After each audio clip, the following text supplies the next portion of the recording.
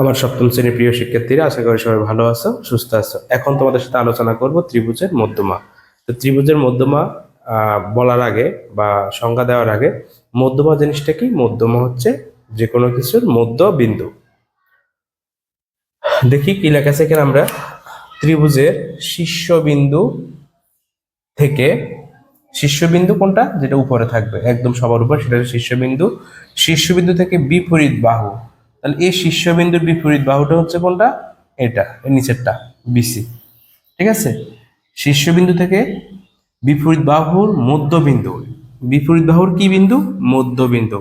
এখন এখানে আমরা মধ্যবিন্দু কিভাবে নির্ণয় করবো একটু খেয়াল করো। মধ্যবিন্দু নির্ণয় করতে হলে আমাদের যে পেন্সিল কম্পাস আছে, পেন্সিল কম্পাসটাকে আমরা এখানে কাটা, এখানে পেন্সিল অর্ধেকের বেশি ব্যাসার্ধ নিয়ে এদিকে একটা বৃত্তচাপ, এদিকে একটা বৃত্তচাপ, মানে কি এ বিন্দুতে বসাই, এই পাশ উপরে একটা বৃত্তচাপ আঁকবো, নিচে একটা বৃত্তচাপ আঁকবো। আবার এই বিন্দুতে বসাই, এদিকে একটা বৃত্তচাপ আঁকবো, এদিকে একটা বৃত্তচাপ আঁকবো।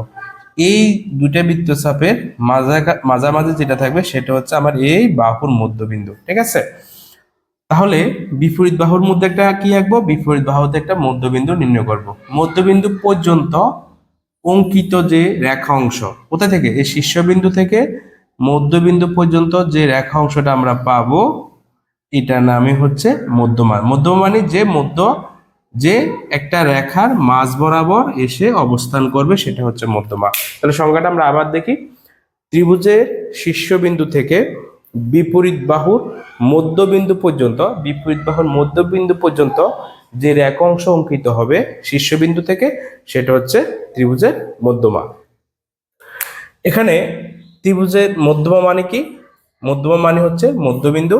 ত্রিভুজের শীর্ষবিন্দু, শীর্ষবিন্দু কয়টি? ত্রিভুজের শীর্ষবিন্দু তিনটি। এটাও ত্রিভুজের শীর্ষবিন্দু হইতে পারে।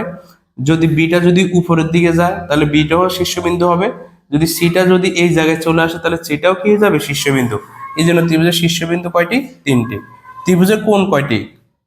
একটি, দুইটি, তিনটি।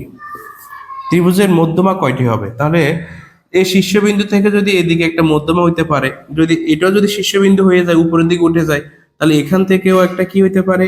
এই বাহুর মধ্যবিন্দু পর্যন্ত আসতে পারে। সি যদি শীর্ষবিন্দু হয় উপরের দিকে উঠে, তখন সি থেকে তার বিপরীত বাহুর উপরে একটা আসতে পারে। তাহলে দেখো তিনটি মধ্যমা। তার মানে ত্রিভুজের যাই কিছু থাকুক সব তিনটা করে থাকবে। তাহলে মধ্যমাটা আমরা বুঝতে পারলাম যে একটা ত্রিভুজের শীর্ষ থেকে বিপরীত বাহুর মধ্যবিন্দু পর্যন্ত যে রেখা অংশটা অঙ্কিত হবে সেটা হচ্ছে ত্রিভুজের মধ্যমা। ওকে, ধন্যবাদ সবাইকে।